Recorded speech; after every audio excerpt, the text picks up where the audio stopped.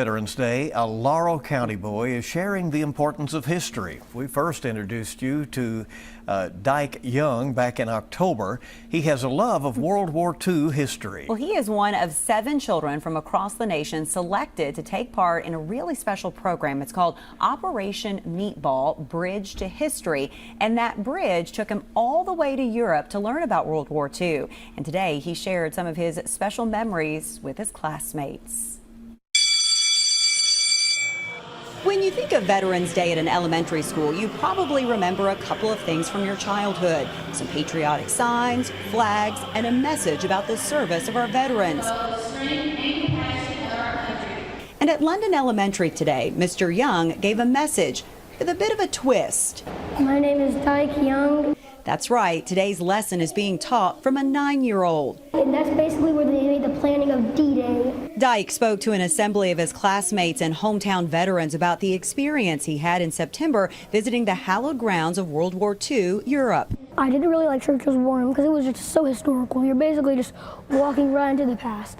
Dyche entered a contest through Operation Meatball, an organization that brings veterans to those very monuments that have been built to remember their service to our nation, something Dyche has a passion for. I love World War II history, and I hate how people are just forgetting it, and we need to remember it, and I know we need to remember it. But sadly, many of those World War II veterans are not able to visit those monuments. That's where A Bridge to History comes in. It's a pilot program designed for children to experience history by taking them to the places where our World War II veterans fought. And that is Point to Hawk. That is where a main German battery was. And if you don't know what a battery is, it's basically a cannon that is surrounded by a bunch of stone that is very protected. During Dyche's 9-day trip, he visited quite a few historic places. And there is Normandy, France. That is where we did the landing invasion of France. And there is Omaha Beach, the bloodiest beach out of all the beaches. Once the group of 7 returned from their trip, they had a mission of their own to teach their classmates about the history they experienced. Well, basically, we just need to remember it, and then we just have to teach people. And as new generations come on, we just have to teach those generations, and those generations just can keep teaching.